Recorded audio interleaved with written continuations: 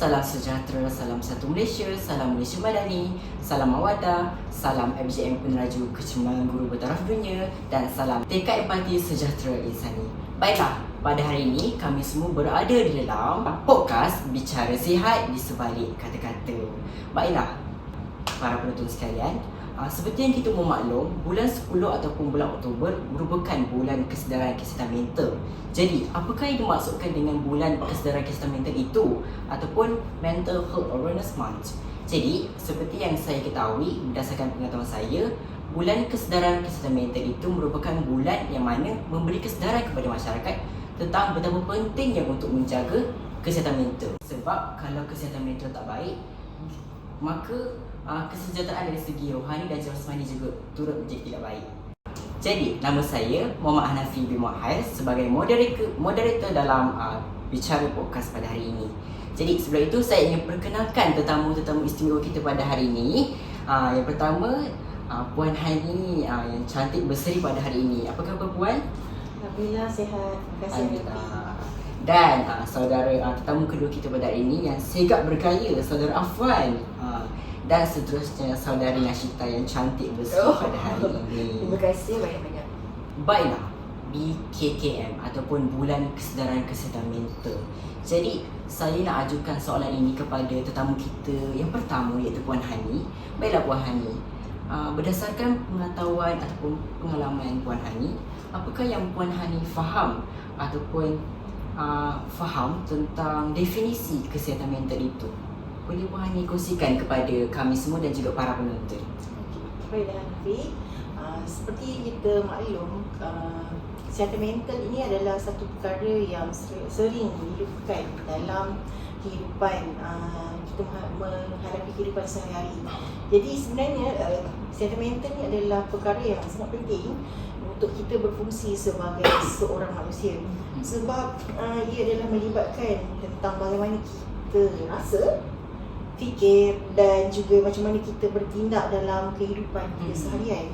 Jadi ia adalah satu perkara yang sangat penting dan mungkin seringkali dipinggirkan pada zaman dahulu dan saya harap dengan adanya podcast ini kita dapat mengetengahkan tentang cara untuk kita mendalami tentang kesihatan mental itu sendiri. Baik, Puan ni telah menyebut tentang definisi kesihatan mental itu.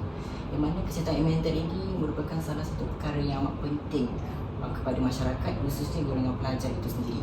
Jadi, Puan Hani, siswa guru ataupun pelajar, bagaimanakah kesihatan mental itu mempengaruhi kehidupan pelajar itu sendiri? Khususnya kalau kita lihat sekarang ini kan ada isu-isu komunikasi kan. Jadi, apa yang Puan Hani boleh perjelaskan dengan lebih dalam lagi berkenaan isu-isu komunikasi ini dalam mempengaruhi kesihatan mental seseorang? Okey, baiklah. Seperti kita sedia maklum, komunikasi adalah satu perantara penting lah dalam medium kita sebagai seorang siswa guru dan juga nanti sebagai seorang guru.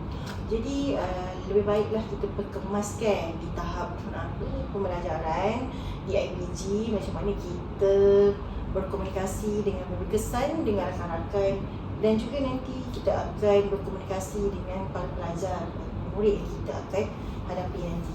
Jadi sebenarnya isu komunikasi ini sangatlah penting kerana apabila komunikasi itu tidak berlaku dengan sebaiknya, maka ia akan mempengaruhi pelbagai pihak. Kadang-kadang sehingga menyebabkan berlakunya kejadian stres, anxiety sehinggalah ke depresi. Okay? Jadi saya rasa betapa pentingnya macam mana kita berkomunikasi dengan baik itu hendaklah sentiasa diutamakan ketika berurusan. Terima kasih. Menarik tu. Terima kasih Puan Hani di atas penjelasannya berkenaan dengan kesihatan mental dan juga isu-isu komunikasi itu tadi. Jadi kesihatan mental ini tak semestinya bebas daripada stres, tapi macam mana kita uruskan stres itu juga. Betul tak Puan? Betul. Seterusnya saudara Afwan ya. Okey, sebagai seorang siswa guru IPG yang kena uruskan pelbagai tugasan harian dari segi assignment, apa lagi, pembelajaran, tutorial dan sebagainya. Okey, kenapa penting untuk kita ataupun sebagai seorang pelajar faham tentang kesihatan mental ni dalam kehidupan seharian? Okey, baik. Bismillahirrahmanirrahim. Untuk persoalan berkaitan dengan masalah mental ataupun stres dalam pembelajaran, sebagai seorang pelajar, saya lihat yang stres ini bukanlah satu perkara yang memang tiada dalam boleh menjadi zero. Akan tetapi setiap pelajar ada stres tersendiri. Cumanya bagaimana kita sebagai seorang pelajar mengawal stres tersebut. Contohnya lah macam sekarang ni tahun 4 tengah kalut dengan tesis. Tesis yang akan hantar esok. Dalam masa yang sama adanya assignment-assignment yang lain. Dan ada juga tugasan-tugasan lain yang diberikan oleh pensyarah ataupun jabatan-jabatan ataupun program-program yang perlu dihadiri. Jadinya stres tu memang ada. Cuma cara untuk kita stres ni dia ada satu limit yang kita tak boleh untuk capai ke tahap. Kalau stres sampai satu tahap tu dia pun melangit tu, dia akan jadi satu burnout. Burnout di mana yang akan merosakkan diri kita lah. Merosakkan diri kita dan merosakkan dan memberi masalah kepada persekitaran. Contohnya lah, kalau seseorang tu dah burnout disebabkan stres yang melampau, dia boleh memberi kesan kepada diri dan mungkin kawan-kawan yang lain. Contoh dengan berkomunikasi antara seseorang dengan kawannya, dia akan secara tak sengaja memarahi kawan ataupun secara tak sengaja biadab dengan pensyarah disebabkan stres dengan sesuatu perkara. Jadi antara salah satu cara untuk kita mengawal stres ni adalah sebelum burnout tu kita patut rest dulu, kita patut healing dulu. Contohnya lah, waktu kita dah rasa serabut dengan assignment, pergilah beli aiskrim dulu ke, cari ke aiskrim Pico ke, pergilah tepi Taman Tasik, aku bakal baginda tu kan, duduk tengok kuda sekejap, lepas tu sambung balik buat tugasan. Itu bagi saya lah sebagai seorang pelajar. Sebagai seorang pelajar, bagaimana ingin menguruskan stres di sekolah. Baiklah, betul tu Afan. Memang pelajar ni memang tak dapat lari daripada stres. Tetapi penting untuk kita tahu cara mengatasi tekanan tersebut. Baiklah, saudara Nashita, nampaknya macam tak sabar-sabar nak bercakap kan?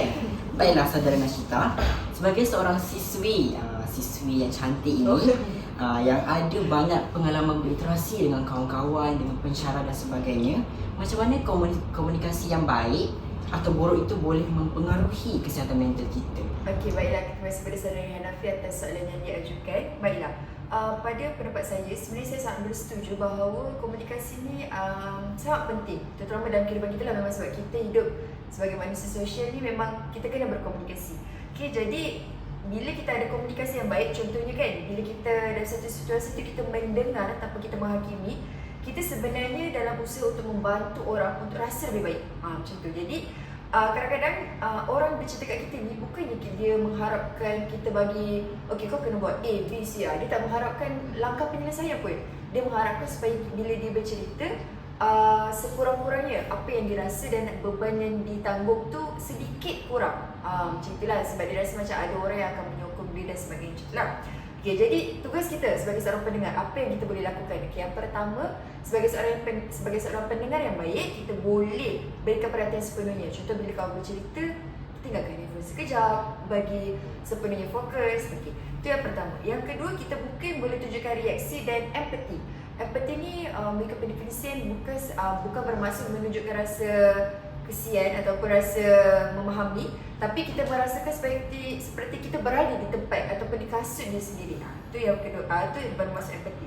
Okay, yang ketiga, kita kena berusaha untuk mengelakkan rasa judge ataupun kita rasa macam menunjukkan reaksi muka ataupun mengeluarkan perkataan-perkataan seperti macam orang yang bercerita tu rasa dihakimi, rasa macam tengah macam gitulah, macam rasa salah cerita ke ni, kenapa dia bagi reaction macam ni, macam tu. Okay, dan yang terakhir adalah kita boleh memberi dorongan minimal. Sebagai contohnya macam aguk ataupun macam berita, okey betul, faham, macam tu. Sebenarnya perkara itu pun dah cukup, dah memadai untuk kita menghasilkan satu komunikasi ataupun proses yang lebih baik. Okey, macam tu.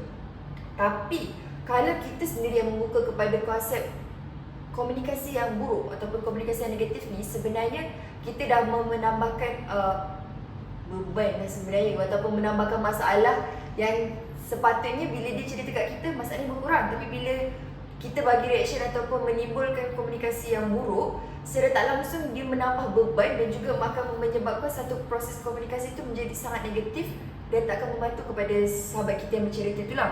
Okey, jadi dan kita sangat kena berhati-hati terutama dalam konsep berkomunikasi, sebab kalau kita bermula bercakap dengan komunikasi yang negatif, secara tak langsung sebenarnya kita